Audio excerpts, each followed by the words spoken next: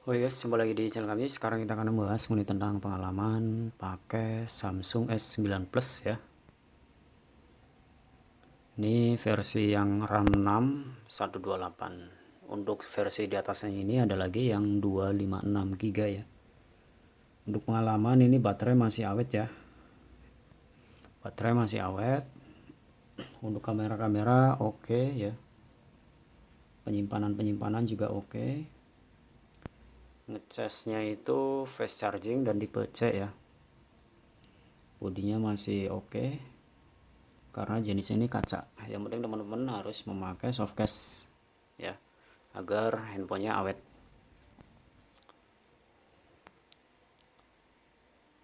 Untuk pemakaian sehari-hari ya enak-enak aja ya. Ini kalau nggak salah kapasitas baterai 3500 mAh ya. Penampilannya seperti ini teman-teman. Untuk harga barunya sekitar 10 juta ke atas. Untuk secondnya kurang lebih 3 juta ya. Jadi ada yang jual harga 2 juta, ada yang jual di atas 3 juta ya, tergantung komplit dan garansi Sen, Inter ataupun Komodo ya. Jadi garansi itu garansi internasional ataupun AU, Komodo ya. Komodo Jepang ya, Docomo ataupun Sen. Nah, kalau yang Sen itu agak mahal ya. Karena spare partnya di Indonesia itu ready gitu kan. Bedanya di situ. Kalau untuk Inter itu buatan Amerika USA ya. Spare partnya gampang-gampang susah. Tapi yang udah saya pengalaman pakai S7 ya, udah saya praktekkan, saya bongkar pasang LCD-nya itu dari seri Hong Kong ke Sen dia nyambung ya. Ataupun dari seri Docomo dia nyambung untuk LCD-nya. Untuk S7 EJ yang sesama lengkung ya, jadi bukan yang flat. Jadi ada kemiripan kesamaan, cuman hanya beda pada kontras ya.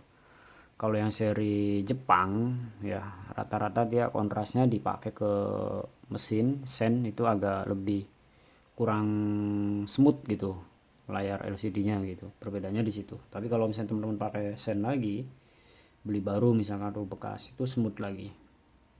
Mungkin ada beberapa kapasitor ataupun dioda resistor pada LCD jalurnya itu agak berbeda arus keluar masuknya ya.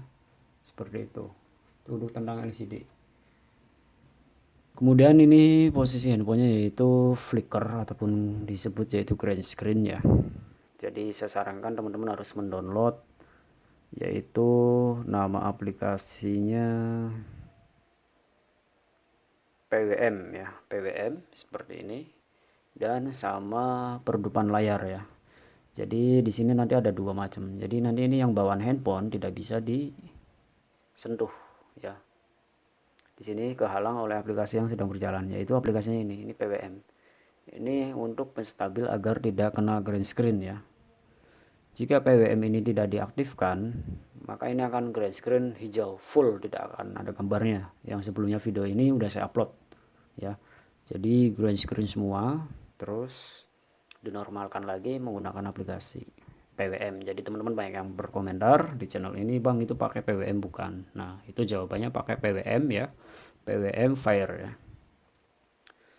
Dan kalau misalkan ingin memperbaiki selanjutnya, banyak pertanyaan lagi, bang kalau misalkan green screen kayak gitu ataupun pinglin ataupun garis ya, itu sebenarnya bisa diperbaiki nggak sih? Nah kalau untuk pada bagian hardware pada LCD fleksibel, di situ ada beberapa komponen IC ya, ataupun jalur-jalur kutu-kutu kapasitor resistor yang warna coklat hitam itu kadang ada yang short, itu yang mengakibatkan si performa kinerja pada LCD ini menjadi tidak stabil ya. Nah itu bisa teman-teman diganti untuk di bagian fleksibel LCD. Tapi kalau untuk Samsung counter tukang servis itu biasanya jasanya mahal karena ini LCD-nya lumayan mahal ya. Jadi resikonya mahal, jasanya mahal juga untuk memperbaikinya ya. Jadi hampir setara dengan harga bekas untuk jasa memperbaiki. Misalkan secondnya nih LCD-nya ada yang mulus jual 1.500.000 ya, kemungkinan untuk jasa servis memperbaiki seperti itu ya sekitar 700-800, murah-murah paling 500. berani counter ngangkat untuk memperbaiki karena resikonya besar ya kalau untuk LCD. Tapi kalau teman-teman tidak ingin memperbaiki pada hardware, pada bagian mesin dalam, tinggal download aplikasinya PWM Fire ya di Play Store. Itu pengalaman-pengalaman pahit di Samsung seri S ya. Itu seri S, itu beberapa faktor seperti itu. Green screen, pinglin garis ya. Apalagi yang terjadi pada S20 ya. Yang seri flat. Itu pada garis-garis. Dulu saya sempat tertarik dengan harga baru 8 juta. S20 ya di pameran mall dengan spek RAM 8 128 ya. Cuman saya lebih suka lengkung, lebih suka klasik ya. Dan penyakitnya tidak terlalu parah dengan seri S20 ya. Yang layar masih lengkung karena saya lihat-lihat itu barangnya itu hampir mirip dengan sekelas seri A ya. Software-softwarenya saya cek dalam-dalam waktu saya di mall ya, pameran. Jadi tidak ada keistimewaan. Lebih baik kita membeli seri A ya ketimbang seri S20 ya. Untuk seri A teman memakai dia awet, tapi udah dijual lagi, dia ganti Realme 5G ya, Neo GT. Jadi yang pemain handphone update baru ada, update yang second juga ada ya. Itu pengalaman seperti itu. Ini ya second kurang lebih kalau mulus ya, kalau untuk di marketplace sekitar 3 juta koma. Kalau di counter masih harga mati ya. 4.500.000. Beberapa bulan saya survei datang lagi tidak bisa turun karena itu barang langka dan udah flagship dan mulus, tidak ada cacat, tidak ada gores. Itu di counter saya nemuin ada.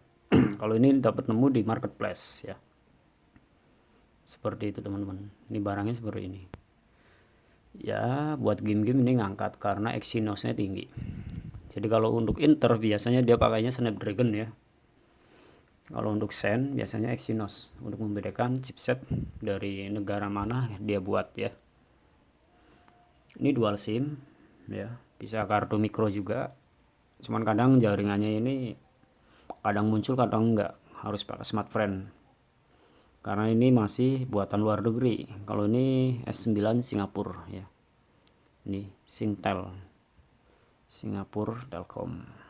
MySigtel ya. Untuk yang kemarin udah saya perbarui perangkat keamanannya ya, masih dapat updatean. Seperti ini teman HP-nya ya. Mungkin videonya ini bisa menjadi referensi perbandingan teman-teman ingin meminang ataupun ingin membeli bekas ya, ataupun ingin menyervis, udah saya bahas ya. Ini untuk baterainya belum pernah ganti, LCD belum pernah ganti, ini masih bawaan, cuma hanya saja green screen ya. Nanti kita kapan-kapan akan bahas mengenai tentang shadow, kenapa handphone Samsung bisa shadow ya, ataupun handphone Sony ya yang seri AMOLED. Makanya ikuti channel ini dengan cara subscribe dan like, karena ini durasi udah panjang, jadi saya tutup dulu ya. Silahkan komentar jika ada requestan atau pertanyaan tentang kerusakan handphone, kami siap memberi saran dan solusi untuk sahabat semua ya. Berbagi ilmu, pengalaman, wawasan kepada sesama manusia. Cukup sekian, terima kasih. Next video yang akan datang silakan share dan subscribe.